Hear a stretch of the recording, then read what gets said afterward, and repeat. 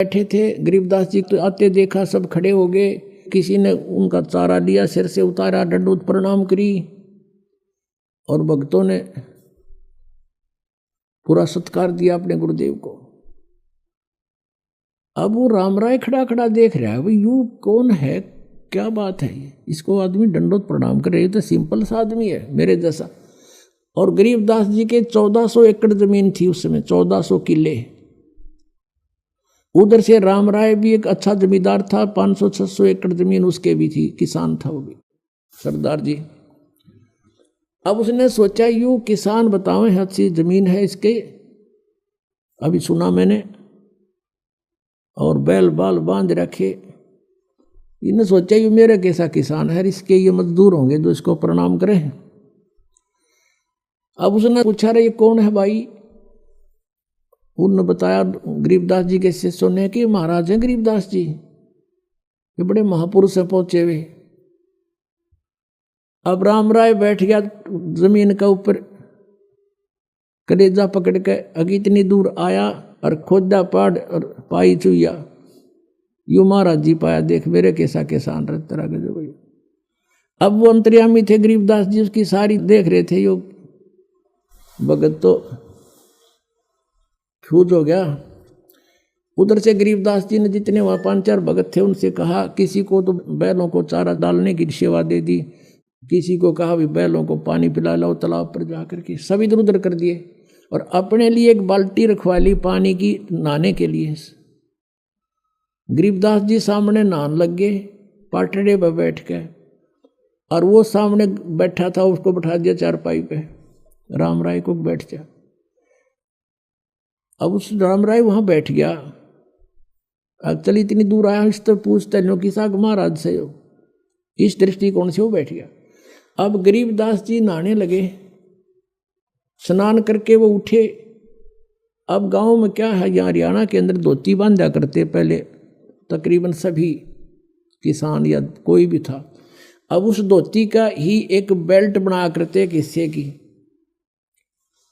आधी ऐसे बांध लेते थे, उसी का एक टुकड़ा उस अलग नहीं करते थे, ऐसे लपेट करके बेल्ट बांधा करते ऊपर के, जहाँ बेल्ट बंधती है उसी कपड़े को, ऐसे उसको अड़बंध बोलते हैं, अड़बंध।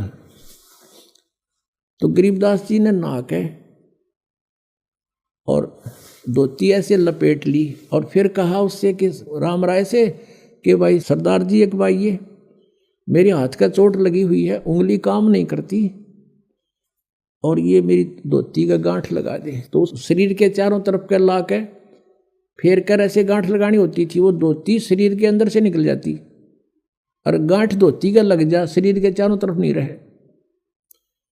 अब उसने सोचा ये कहीं तरह से धोखा लग गया, तो उसने फेर निकाल ली और फिर गांठ लगानी चाहिए। वो फिर उसी तरह शरीर के अंदर से निकल गए और वह धोती के गांठ लग जा। गरीबदास जी ने वो फेर रखा था कि इसकी फड़क निकल दे सारी। अब जैसे ये धोती थी, उसका एक हिस्सा ऐसे कर लिया करते थे किसान, ऐसे ऐसे करके,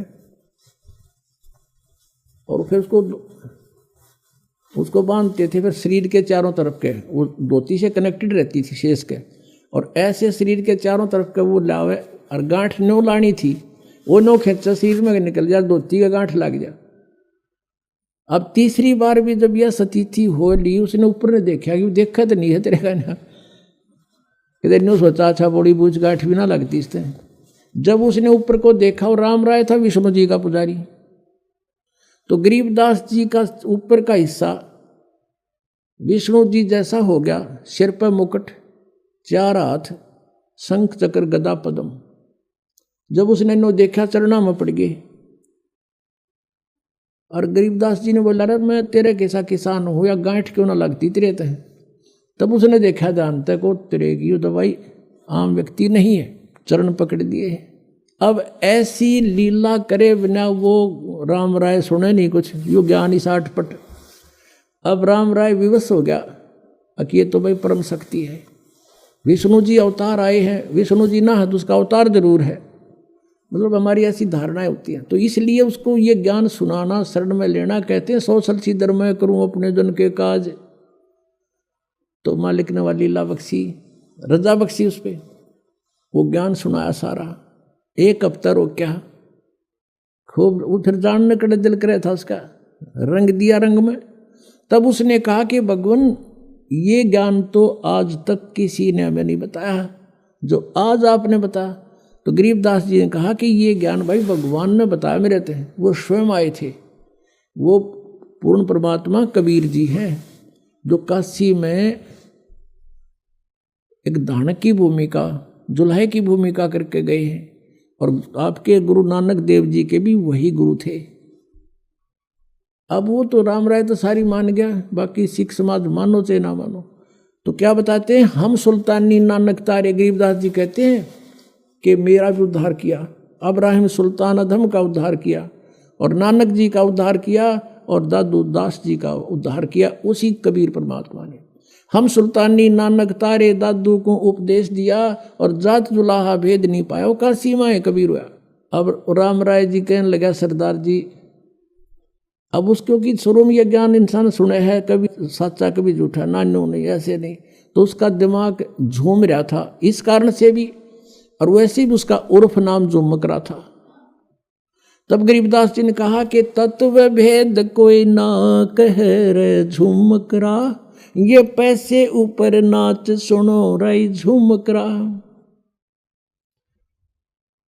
कोटों मध्य कोई नहीं रे झुमकरा, अरबों में कोई गर्क सुनो रही झुमकरा। अब गरीबदास जी कहते हैं कि जो ज्ञान मैंने बताया ना, पहले तो किसी के पास यूं है नहीं, और जो बाकी दो विद्वान बने फिरे हैं, कहते हम वेदों को जानते हैं, उनका पैसे उपनाच है, वो कथा करते फिरे हैं, पैसे कमाए हैं, दुनिया को ठग रहे हैं, उनके पास खक नहीं। और कहते करोड़ संतों में तुझे इस ज्ञान के बताने वाला नहीं मिलेगा, अरबों में कोई गर्क सुनो रहे झुमकरा, अरबों में। अब जैसे पुण्यात्माओं कबीर पंथ देश भर के गुरु इसमें, और जहाँ देखा वहाँ कबीर पंथी, तो उनके पास कख नहीं है, वो उनके पास विधि नहीं है सही, तो वो भी काल के ही जाल में है। अब क्या बताया है कि अरबों में कोई गर्क सुनो रहे झुमकरा, गर्क माने कंप्लीट इन ऑल रिस्पेक्ट। जैसे किसी ने यो ज्ञान सुन लिया और इस दास से तीनों मंत्र प्राप्त कर लिए, और गुरुद्रोही होकर के नाम दान देने लग गया, ज्ञान भी वही बोलेगा, नाम भी वही दे रहा है, लेकिन वो गर्क नहीं, उसको अधिकार नहीं, वो तो दुश्मन है जीव का। तो ऐसे मान लीजिए किसी ने कबीर साहब की वाणी, कबीर सागर पढ़ लिया, जैसे कबीर पंथियों का आज तक जिसका भी इतिहास देखा है, जिसके भी वहाँ से यहाँ से साए हैं, उन्होंने बताया है कि वो ये नाम देते हैं, वो ये नाम देते हैं, और कोई कुछ नाम देता है, कोई एक पूरा मंत्र सा बता देता है, पाताले सब सिंधु नाम फलाना नाम, और कोई नाम देता है श्री गुरु सतगुरु वे नमः, ये एंड बैंड बोले सारे। और ये कुछ एक इनमें से कबीर साहब की या सृष्टि रचना सुना के, थोड़ा बहुत कथा कुथा सुना के दिखा जानो, ये भी वाह बात बताओ इस दास के तरह। और जैसे ये राधा स्वामी वाले पंथ के भी सचखंड और सतलोक की जो हमारे रेल बना रहे थे, इन्हें कह भी ना पता, तो ऐसा लगे कि ये भी सचखंड की बात करें और वो भी सचखंड की बात करें, वो भी कबीर साहब के बारे में कहता है, तो ये नकली है सारे, ये गर्क नहीं है, ये कंप्लीट इन ऑल रिस्पेक्ट नहीं है। इनके पास सब कुछ ज्ञान भी हो गया कि आपका ये रोग है, और उसने बता दिया तेरा ये बीमारी है, सुनकर किसी और ने बता दिया तुझे ये रोग है, और औषधि है नहीं, तो क्या फायदा उस ज्ञान का। वो तो डॉक्टर के पास जाओ जिसके पास यह जड़ी है, और रोग भी बताओगा, और जाते ही दवाई देगा, ठीक हो जाएगा। तो कहा है कि कोटों मध्य कोई नहीं रहे झुमकरा, अरबों में कोई गर्क सुनो रहे झुमकरा। अरबों में, जैसे एक गांव में अगर 10,000 15,000 व्यक्ति रहते हैं, उसमें 5,000 गुरु पाओगे। थोड़े बताऊं बल्कि ज़्यादा बेसिक हो जा। जैसे किसी के बालक के कोई तकलीफ होगी, पहले तो उसकी सास कहेगी बेटी बार लीगा दर दे 100 रुपया, फिर पड़ोसन आवेगी क्या हो गया बेटी 28 का ऐसे ऐसे हो गया, अग भीतर लीगा दर दे 2 रुपये। एक और आवेगी इसका नजर हो रही है, चौराहे पर मिट्टी ठा के फेंक दे इसके ऊपर गए। चौथी आवेगी गुड़गम वाली की बोल दे।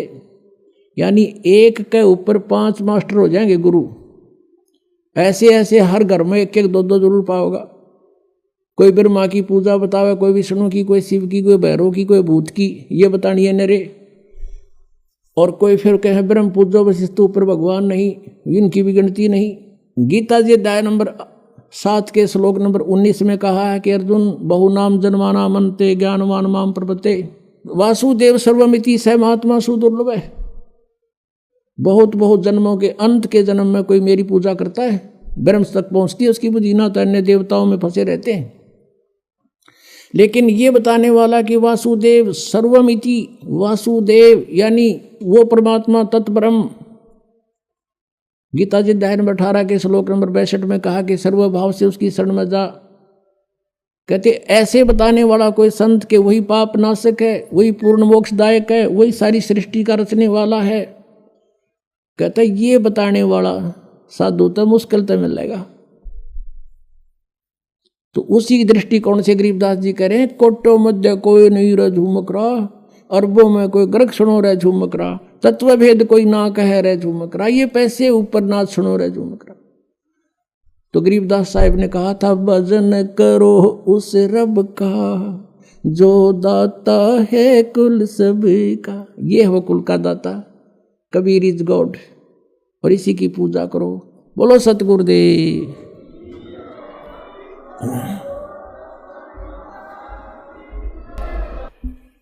परम पिता परमात्मा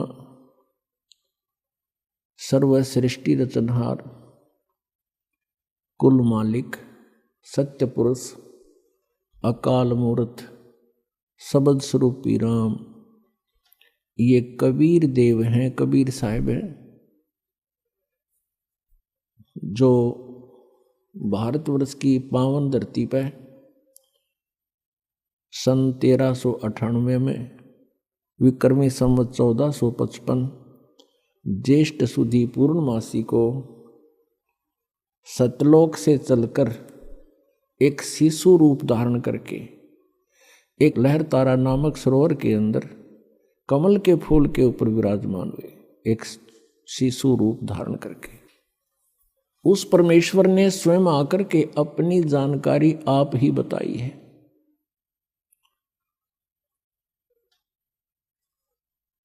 और उस परमेश्वर के बताए ज्ञान से काल के दूतों ने अपनी अलग अलग दुकानें खोल ली। सब सचखंड सतलोक के गीत गान लगे। उनको कह कह का पता नहीं सचखंड क्या होता है, सतनाम किसे कहते हैं, और सतलोक सार नाम सतशब्द सतनाम ये क्या चीज है। इसके विषय में आदरणीय गरीबदास साहिब जी, जिनको परमात्मा पूर्ण ब्रह्म अपने गुण, अपनी लीला, अपनी महिमा के अनुसार, अपने स्वभाव अनुसार जो लीला करते हैं, उस लीला के माध्यम से वो परमात्मा आदरणीय गरीबदास साहिब जी को गांव छुड़ानी जिला झज्जर हरियाणा में आकर के प्राप्त हुए थे। उनको फिर अपना सचखंड दिखाया, अपना सतलोक दिखाया, सर्व ब्रह्मांडों की सतिथि दिखाई, सभी भगवानों की सतिथि से परिचित करवाया। फिर उस प्यारी आत्मा को वापस शरीर में छोड़ दिया था। आदरणीय गरीबदास साहिब जी को मृत जान लिया था। घर वालों ने, कुल के लोगों ने इकट्ठा होकर के उनको चिता पर रख दिया था। अंतिम संस्कार करने की तैयारी थी। उसी समय परमेश्वर कबीर देव जी ने, कबीर परमेश्वर ने उस आत्मा को शरीर में प्रवेश कर दिया। उसके बाद गरीबदास साहिब जी ने अपनी आंखों देखा सचखंड का जो ब्यौरा दिया, वो परमात्मा ने जो 600 वर्ष पहले ज्ञान दिया था उससे ज्यों का तो मेल खाता है। गरीबदास साहिब जी ने कहा है कि हम देखा सो सच है और सकल प्रपंच, हमने जो आंखों देखा भगवान की महिमा, कबीर परमेश्वर जी की महिमा, वो सत्य है और बाकी सब प्रपंच फैलाए बैठे हैं। उनके विषय में कहा कि बेखों के लश्कर फिरे, बेख मीन पंथों के, ये पंथों के लश्कर फिरे, लश्कर माने टोड़ के टोड़, पता नहीं कितनी दुनिया ने घेरे बैठे हैं ये लोग। बेखों के लश्कर फिरे ये बाणी चोर कठोर, सतगुरु धाम ना पहुंचेंगे ये 84 के ढोर। गरीबदास साहिब जी ने कहा कि जो कबीर परमेश्वर की वाणी को चुरा कर अपनी दुकान न्यारी खोल ली, पंथ चला दिए, सचखंड का ठेका ले लिया, उनको पता कुछ भी नहीं है। तो उनके विषय में कहा कि बेखों के लश्कर फिरे, लश्कर माने पूरी सेना की सेना, और ये वाणी चोर कठोर, परमात्मा की वाणी को चुरा कर ये स्वयं संत बन बैठे, और अब सच्चाई को स्वीकार भी करने को तैयार नहीं, इतने कट्टर हो गए। वो संत भी और उनके अनुयायी भी कहते हैं सतगुरु धाम ना पहुंचेंगे ये 84 के ढोर। ये सत लोग नहीं जा सकते, ये 84 लाख योनियों में यहीं पर अपना भटकते रहेंगे। पुणात्माओं, हम यहाँ काल के जाल में कैसे फंसे, और हम यहाँ इतना कष्ट उठा रहे हैं फिर भी मृत्यु पसंद नहीं करते। किसी के दोनों पैर कट गए, एक हाथ को पैरालिसिस है, और वो भी अभी जीने की आशा करता है। किसी के, एक व्यक्ति के 4 पुत्र थे, चारों मृत्यु को प्राप्त हो गए, वो भी अभी जीने की आस करता है। ऐसा क्यों है? क्योंकि हम मृत्यु पसंद नहीं करते, और मृत्यु डेफिनेट। तो जो ना होने वाली वस्तु की हम यहाँ चाह रखते हैं, तो सबसे बड़ी भूल तो अपने यहाँ लग रही है कि मृत्यु होगी और मरना नहीं चाहते। कारण क्या है? क्योंकि हम ऐसे स्थान पर रहा करते थे जहाँ कभी मृत्यु होती ही नहीं थी। कोई भी वृद्ध अवस्था पसंद नहीं करता। एक माई लगभग 65 से ऊपर की उम्र की, और उसको एक बहन ने यहाँ आश्रम में ही उसको ताई कह दिया, बुढ़िया कह दिया। वनो कहती है अच्छा मई बुढ़ी होगी, दांत नहीं उसका, शलवर पड़ रही सारे शरीर मुंह पे। तो कहने का भाव ये है, नहीं उसका दोष नहीं, हर प्रत्येक व्यक्ति यूं चाहता है कि मैं युवा बना रहूं, वृद्ध अवस्था ना हो और मृत्यु ना हो, और यहां दोनों डेफिनेट। इसके लिए परमात्मा बताते हैं, जैसे श्रीमद् भगवत गीता अध्याय 7 के मंत्र 29 में गीता ज्ञानदाता कहता है कि जो साधक जरा और मरण से, जरा मीन वृद्ध अवस्था, बुढ़ापे का कैर, और मृत्यु, इन दोनों से छुटकारा पाने के लिए जो प्रयत्न कर रहे हैं, वे उस परमात्मा को, तत्ब्रह्म को और सारे अध्यात्म को, यानी सब अध्यात्म, उस तत्व ज्ञान को, तत्व ज्ञान से और पूरे सभी कर्मों से परिचित हैं। वो किसी भी वस्तु की यहाँ डिमांड नहीं करते, वो ये चाहते हैं कि हमारी जन्म मृत्यु समाप्त हो, और वो लोग जहाँ पर जाने के बाद वृद्ध अवस्था नहीं होती वो प्राप्त हो। तो गीता ज्ञानदाता से अर्जुन ने पूछा 8वें अध्याय के प्रथम मंत्र में, उसने पूछा कि आपने जो 7वें अध्याय के 29वें श्लोक में तत्ब्रह्म के बारे में कहा है कि उसको जानकर, सारे अध्यात्म से परिचित, सब कर्मों को जानकर प्राणी केवल जरा और मरण से छूटने का ही प्रयत्न करता है, तो वो किम तत्ब्रह्म, वो क्या है वो तत्ब्रह्म? गीता ज्ञानदाता कहता है 8वें अध्याय के 3रे मंत्र में कि वो परम अक्षर ब्रह्म है। परम अक्षर ब्रह्म, आज सुबह भी सुना था आपको, 3 पुरुष हैं, एक सरपुरुष, एक अक्षर पुरुष, और तीसरा ये परम अक्षर पुरुष। परम अक्षर पुरुष कहो, परम अक्षर ब्रह्म कहो, इसको सत्य पुरुष कहो, सत्य माने अविनाशी, और इसको पूर्ण ब्रह्म कहो।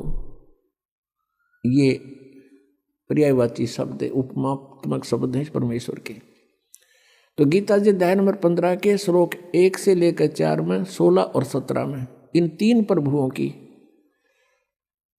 स्थिति स्पष्ट कर रखी है कि सबसे श्रेष्ठ वो सर्वपुरुष और अक्षर पुरुष से भी अन्य है, वो परम अक्षर ब्रह्म है।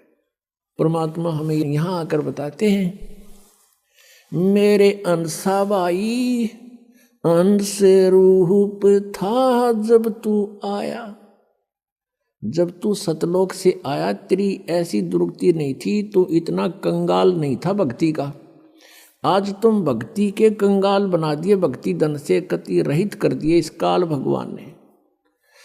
ये समर्थ प्रभु नहीं है, ये ब्रह्म 21 ब्रह्मांड का स्वामी है, और ये आप ही से एक टैक्स लेता है, उससे अपने ब्रह्मांड चला रहा है। यहाँ की नीति इस ब्रह्म से लेकर सरपुरुष से लेकर और नीचे तक राजा तक की एक जैसी नीति है। जैसे यहाँ से पुण्यकर्मी प्राणी ओम नाम का जाप करके ब्रह्मलोक प्राप्त कर लेता है, तो वहाँ जब ये जाता है, इसकी पुण्य, इसकी साधना, इसकी भक्ति धन साथ होता है और वो ब्रह्मलोक को प्राप्त होता है। ब्रह्मलोक इज ए रेस्टोरेंट, वो एक होटल है, उसका मालिक ये काल है ब्रह्म, और होटल का मालिक जो चार्ज करता है, जो उनको खाने को देता है, उसमें से ही अपनी कमाई करता है, उस कमरे का रेंट लेता है। तो वो सब चार्जेज आपसे लेकर के वो तो अलग, फिर आपके खाने पीने में जो खर्च होता है, आपकी कमाई वो अलग, तो वहाँ से अपना जो टैक्स वो अलग रख लेता पुनों को, जिससे अपना ब्रह्मांड चला रहा है, और आपको वहाँ खाली करके खोखा और नरक में भेज देता। तो पुण्यात्माओं, ये ज्ञान भगवान ने स्वयं आकर दिया, परमेश्वर ने। हम कैसे फंसे इस काल के जाल में, हम सभी तो आज आपको सृष्टि रचना सुनाएंगे। जैसे आज सुबह का सत्संग था, भजन करो उस रबदा जो दाता है कुल सबदा। अब वो दाता कुल सबका जो दाता है, सबका पालनहार है, वो परमात्मा है कौन? अब उसकी जानकारी आपको होनी चाहिए। जब तक आप सृष्टि रचना से परिचित नहीं होगे, तब तक आप किसी भी सदग्रंथ को और परमेश्वर कबीर जी की वाणी को या परमात्मा परिचित जितने संत हैं उनकी अमर वाणी को आप नहीं समझ सकते, उसका अनर्थ ही कर सकते हैं। तो आप जी को परमात्मा की उस मास्टर की का ज्ञान कराते हैं। मास्टर की माने मुख्य चाबी। सृष्टि रचना परमात्मा को पहचानने की एक मास्टर की है। आज से 600 वर्ष पहले परमात्मा आए थे, और उस समय ये ज्ञान प्रदान किया करते थे, उच्चारण किया करते थे, अपनी अमृतवाणी से बोलते थे, जो आदरणीय धर्मदास जी ने लिपिबद्ध किया था, लिखा था। और वो लिखा हुआ आज हमारे पास पवित्र कबीर सागर जी के अंदर, पवित्र कबीर जी की साखियों में, पवित्र शब्दावलियों में हमारे पास उपलब्ध है, और पवित्र कबीर बीजक में। वैसे कबीर बीजक कबीर सागर से ही निकसित एक अलग से ग्रंथ उन्होंने वाणी छांट कर बना ली। तो वो परमात्मा ने स्वयं आकर के ज्ञान दिया था, और उस समय परमेश्वर स्वयं कहा करते थे कि तुम जिन प्रभुओं की पूजा कर रहे हो, श्री ब्रह्मा रजगुण, श्री विष्णु सतगुण और श्री शिव जी तमगुण, ये नासवान हैं, इनकी जन्म मृत्यु होती है। ये समर्थ परमात्मा नहीं है, ये केवल आपको अपना किया कर्म ही दे सकते हैं, उसमें कोई परिवर्तन ये प्रभु नहीं कर सकते। इनका भी विनाश होगा और इनके आश्रित प्राणी भी विनाश को प्राप्त होंगे। तो ये पूर्ण मोक्ष नहीं हुआ। और गीता जी अध्याय नंबर 15 के श्लोक 16 में 2 पुरुष बताए हैं। सरपुरुष ये ब्रह्म है, इसको सरब्रह्म भी कहते हैं, काल रूपी ब्रह्म भी इसी को कहते हैं। और अक्षर पुरुष ये परब्रह्म कहलाता है। ये दोनों पुरुष नाशवान है, दोनों भगवान नाशवान है प्रभु, और इनके अंतर्गत जितने प्राणी हैं वो भी नाशवान है। केवल आत्मा तो किसी की भी नहीं मरती, कुत्ते की भी नहीं मरती। गीता जी अध्याय नंबर 15 के श्लोक 17 में तुरंत कहा कि उत्तम पुरुष तू अन्य परमात्मा इति उदाहरते। वो श्रेष्ठ परमात्मा वास्तव में भगवान तो कोई और है जिसे परमात्मा कहते हैं, जो परमात्मा कहलाता है, और वही तीनों लोकों में प्रवेश करके सबका धारण पोषण करता है। वो अविनाशी परमेश्वर है। उस समय इन नकली गुरुओं ने, नकली ब्राह्मणों ने, ब्राह्मण का अर्थ यहां पर कोई जाति विशेष से नहीं है। पुण्यात्मा, ब्राह्मण सोए जो ब्रह्म पछाणे और पंडित सोए जो पिंड की जाने। जैसे पहले कोई वैद्य होता था, बहुत ही अच्छा वैद्य था, नब्ज नाड़ी देख करके रोग जान लेता था, अच्छी औषधि देता था, रोगी स्वस्थ हो जाता था। धीरे धीरे उसकी प्रसिद्धि फैल गई, उसके 1-2 पीढ़ी तक भी वैद्यगाई करते रहे।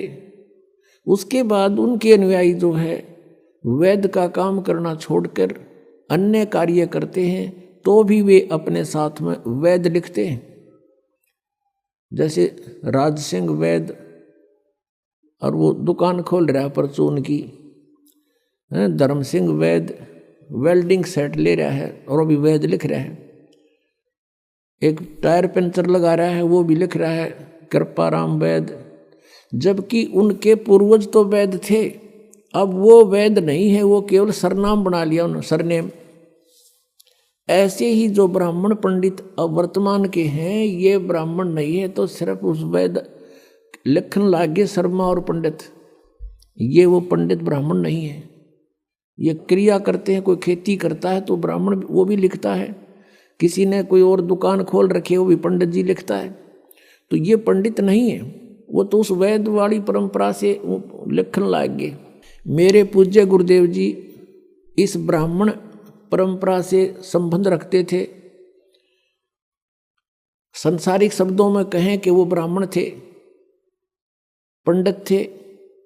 गांव पैंतावास बड़ा, जिला भिवानी, भिवानी से दादरी रोड के ऊपर, दादरी से 10 किलोमीटर पहले जाते समय, भिवानी से जाते समय राइट हैंड को एक बड़ा पैंतावास गांव है, सड़क से भी 1-1.5 किलोमीटर अंदर की ओर, मेन रोड से। तो वहां मेरे पूज्य गुरुदेव जी का जन्म हुआ। वो 16 वर्ष की आयु में घर त्याग कर परमात्मा प्राप्ति के लिए घर छोड़कर चले गए थे।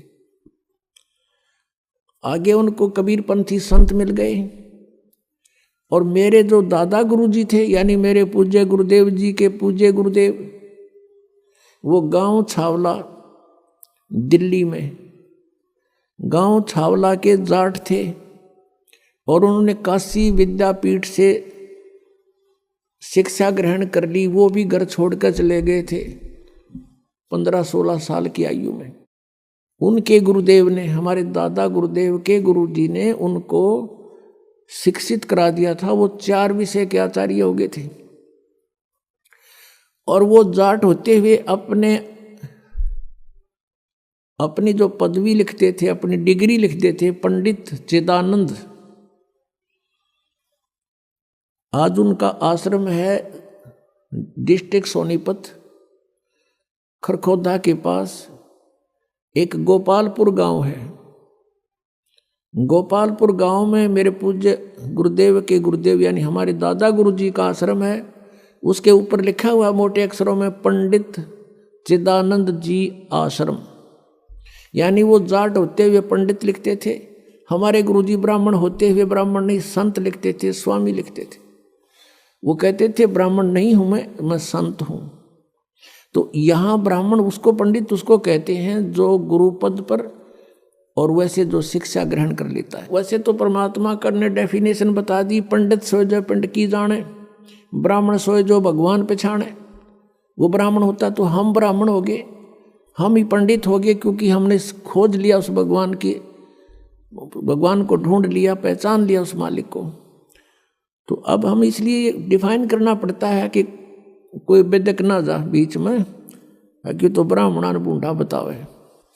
तो वो नकली जो ब्राह्मण थे, जो वेदों से परिचित नहीं थे और पवित्र पुराणों से परिचित नहीं थे, पवित्र गीता जी के ज्ञान से वो परिचित नहीं थे, वो विरोध किया करते थे परमेश्वर कबीर देव जी का कि कबीर अशिक्षित है, ये सदग्रंथों को नहीं समझ सकता, इसको अक्षर ज्ञान नहीं है, जिस कारण से ये ब्रह्मा विष्णु महेश की बेइज्जती करता है, हमारे देवताओं को हीन बताता है, इनको नासवान बताता है, ये निकम्मा व्यक्ति है, इसकी बातें मत सुनना।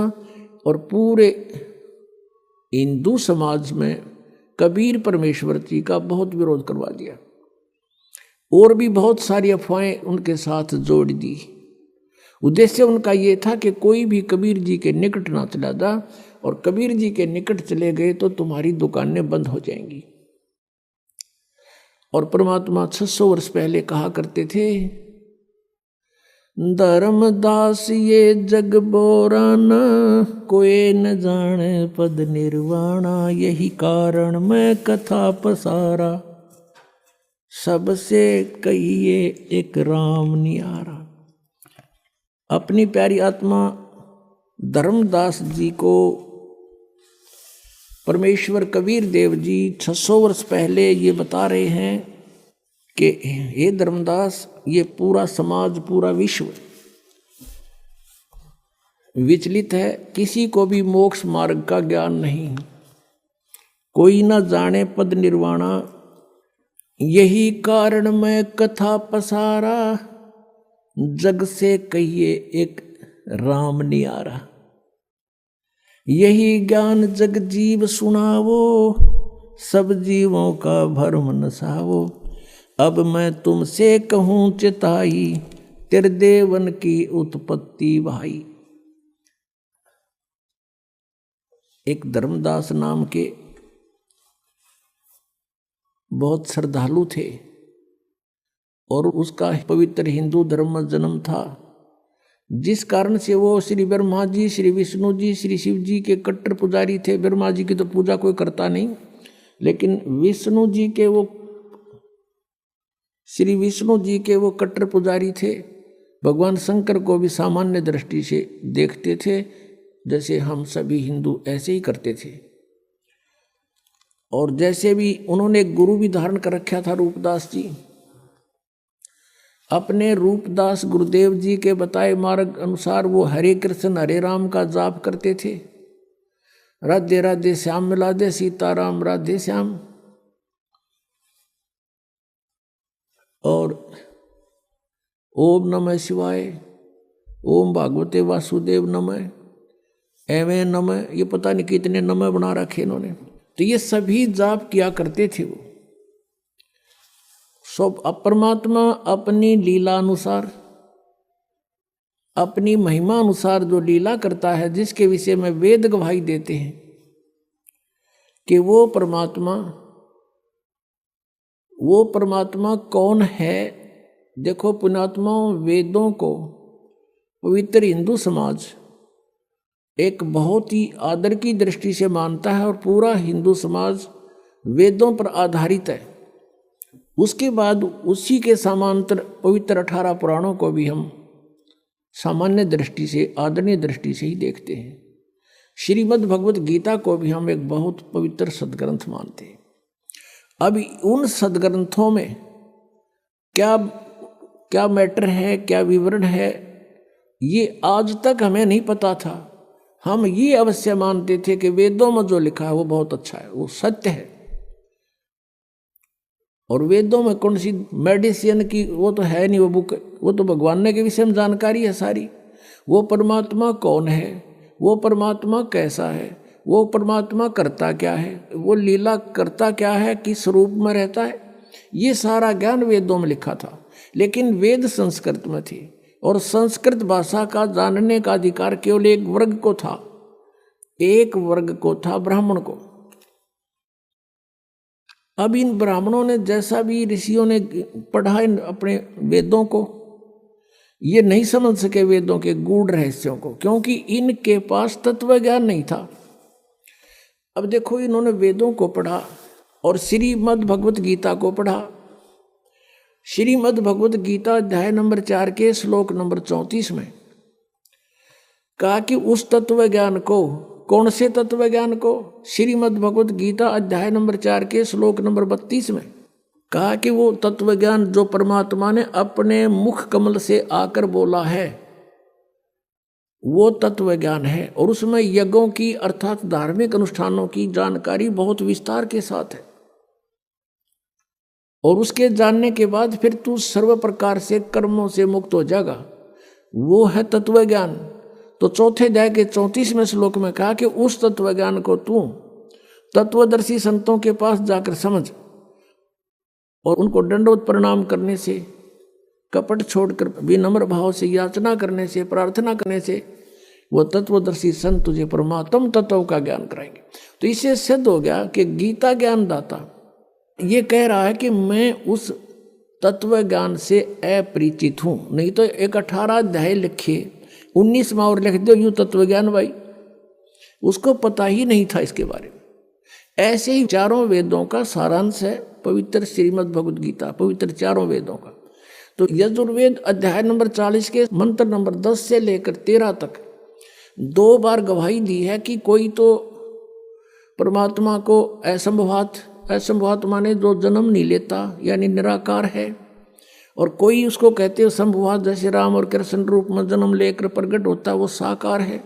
कहते हैं भगवान साकार है या निराकार है, इसकी जानकारी भी तत्वदर्शी संत बताएंगे, उनसे सुनो, वो सही सही बताते हैं। तो इससे सिद्ध हो गया कि वेद ज्ञान भी कंप्लीट नहीं है। इसलिए वेदों में लास्ट में लिखा है नेति नेति। नेति का अर्थ होता न इति, इति माने एंड, अंत, न माने नहीं। हमने जो ज्ञान दे दिया ये पूर्ण नहीं है, ये इतना ही नहीं है। तो इससे सिद्ध हो क्या कि वेद भी इनकम्प्लीट ज्ञान रखते हैं। तो इन महापुरुषों ने, ब्राह्मणों ने, ऋषियों ने, जैसे ब्रह्मा ने, विष्णु ने, शिव जी ने, इन सभी ने वेदों को पढ़ा और वेदों में भी पढ़ने के लिए ड्यूटी लगा दी ब्रह्मा की कि आप इनको पढ़ो और अच्छी तरह समझो और हमें समझाओ। तो ब्रह्मा को ब्राह्मण कहने लगे। ब्रह्मा के वंशज जितने थे, ब्रह्मा जी ने उन ऋषियों को भी अपनी तरफ से जैसा भी उन्होंने वेदों को समझा वो ज्ञान बता दिया, तो उसके वंशज सारे ब्राह्मण कहलाने लगे।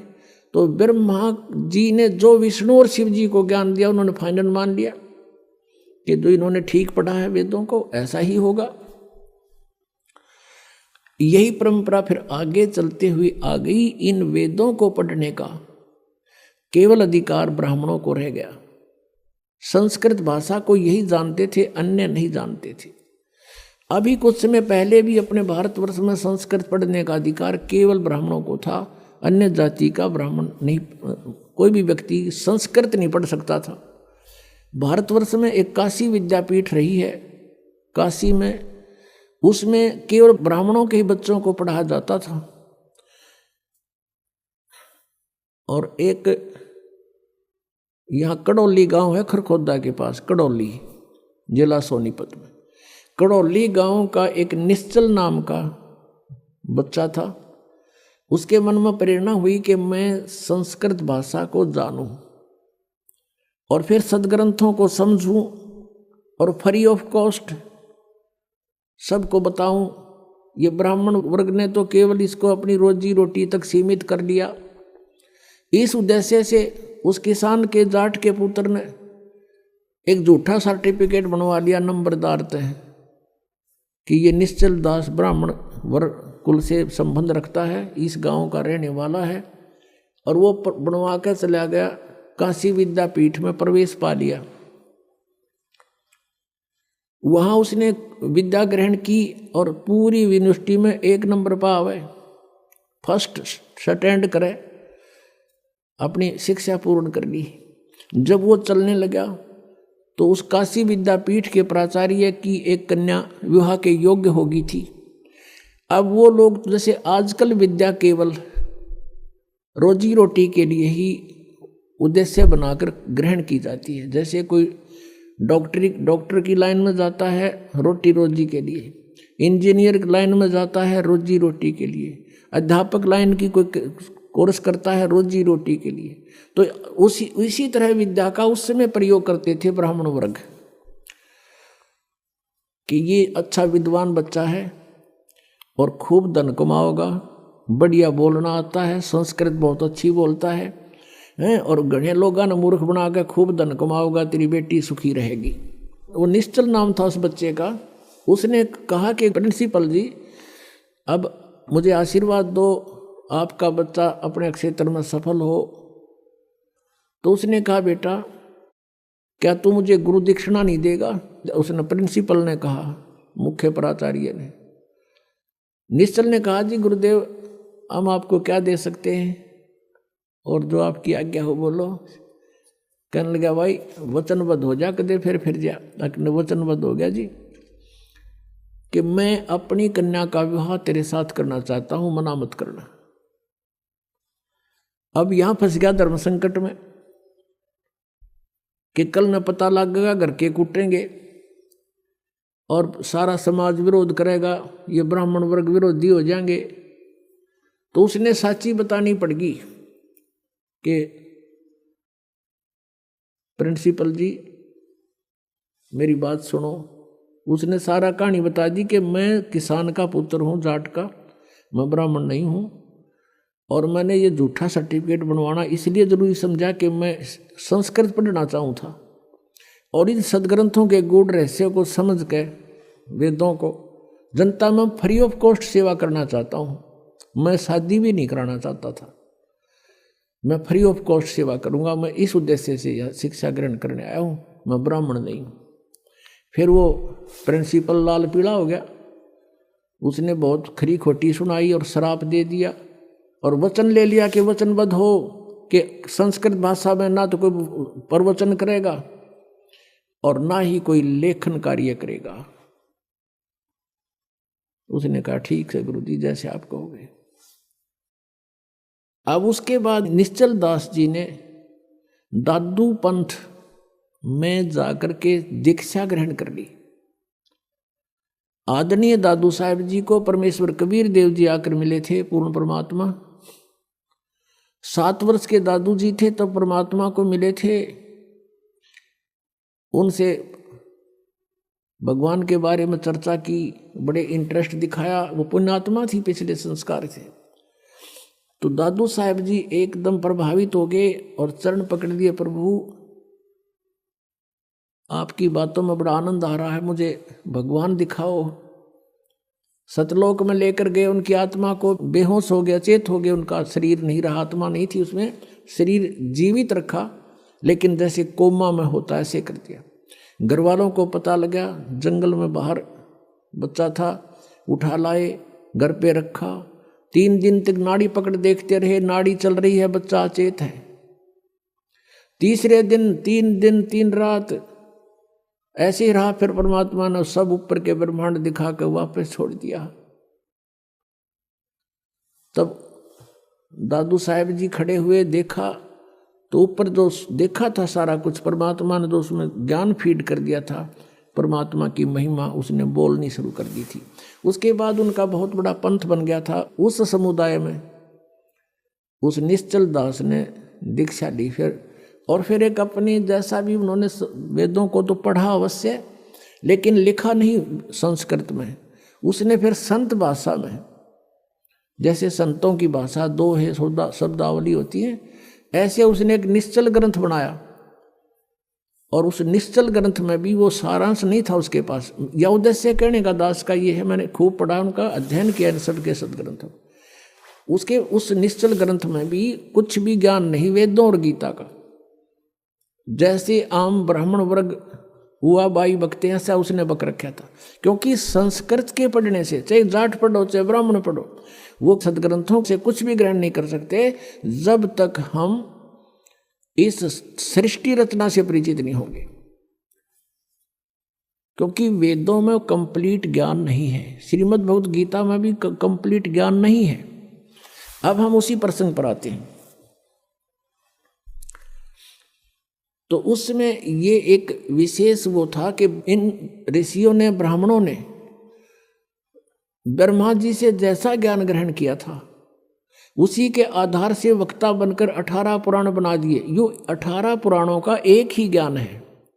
फिर कुछ तो ब्रह्मा से ग्रहण किया हुआ ज्ञान, कुछ अपना अनुभव, किसी से इधर उधर से सुना सुनाया, उसका अलग से एक राइटर ने, वक्ता ने अपना अपना ज्ञान वो बना दिया, पुराण बना दी।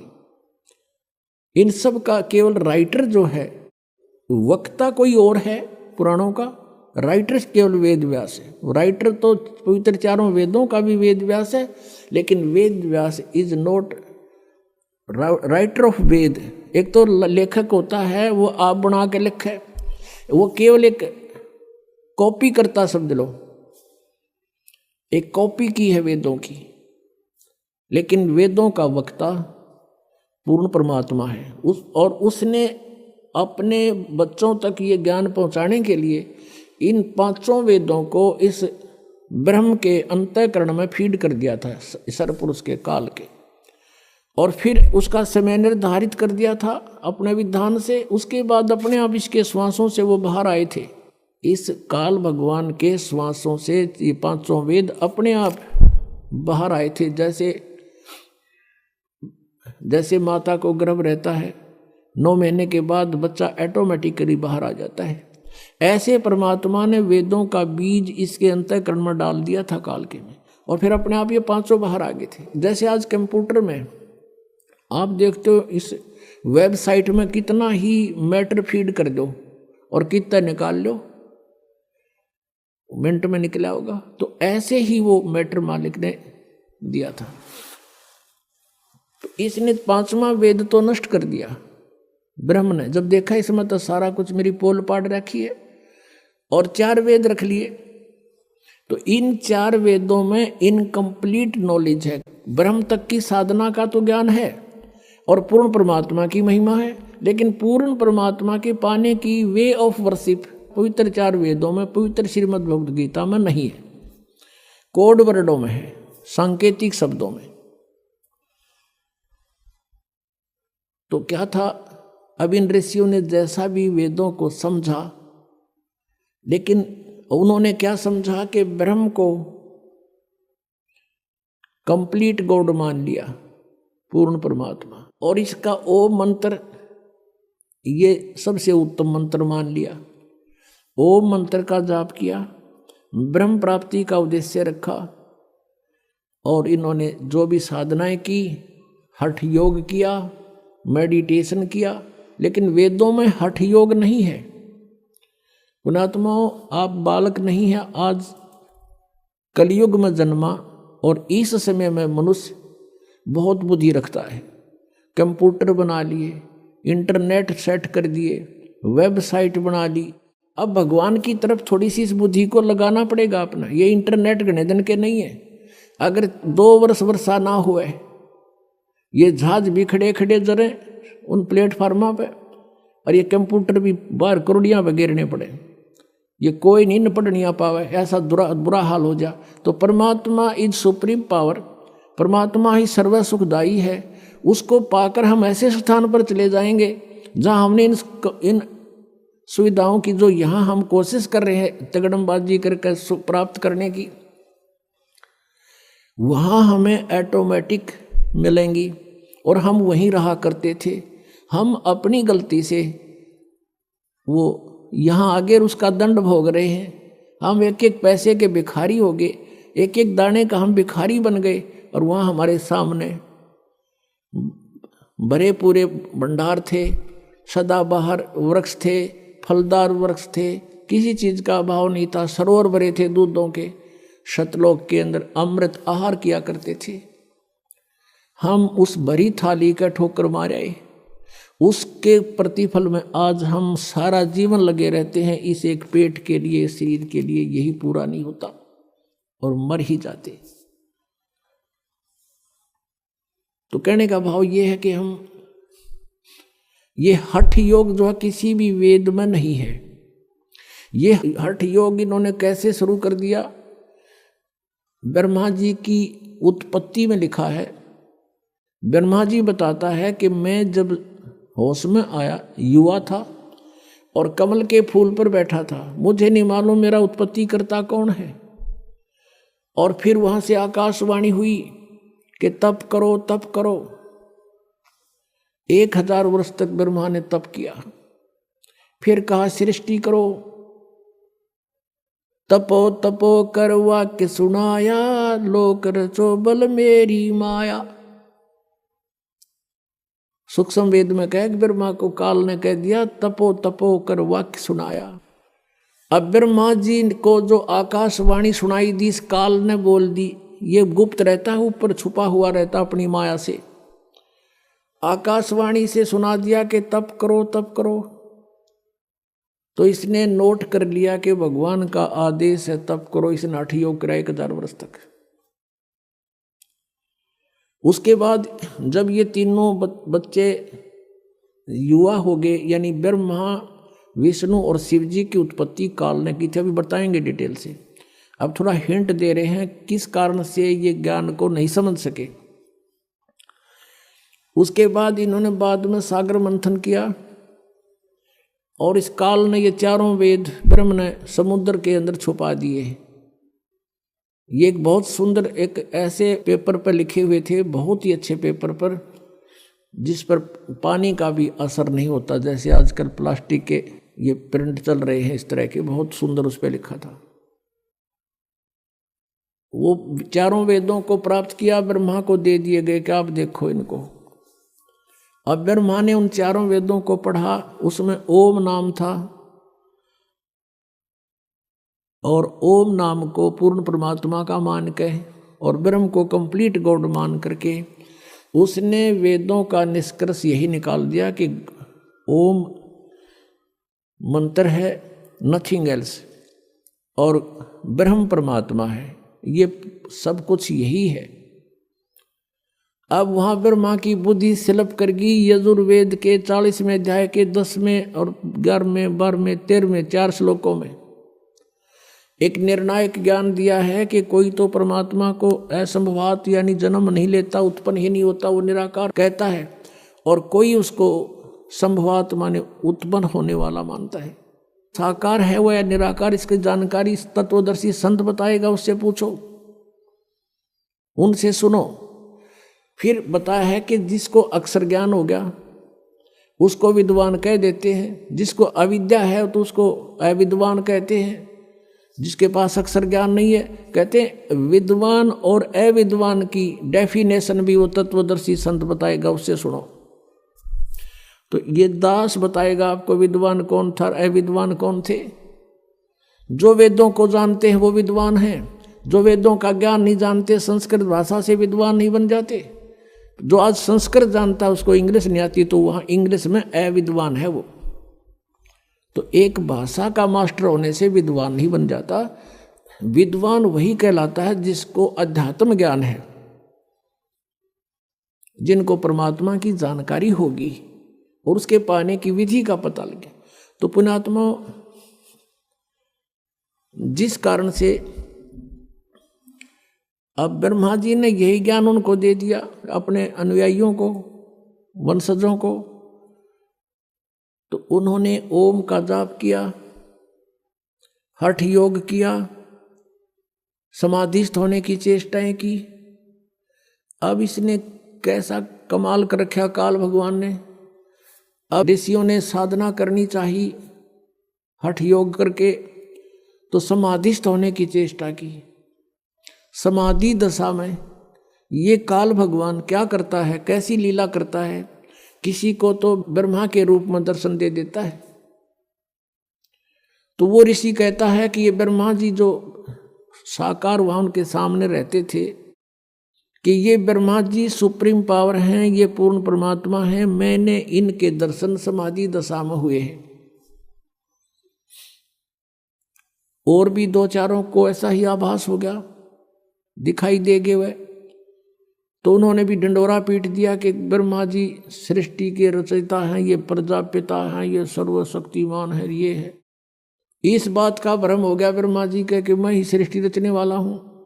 फिर कुछ एक ऋषियों को ने जब साधना की, उनको दर्शन दे दिए समाधि दशा में, समाधि में विष्णु जी के रूप में।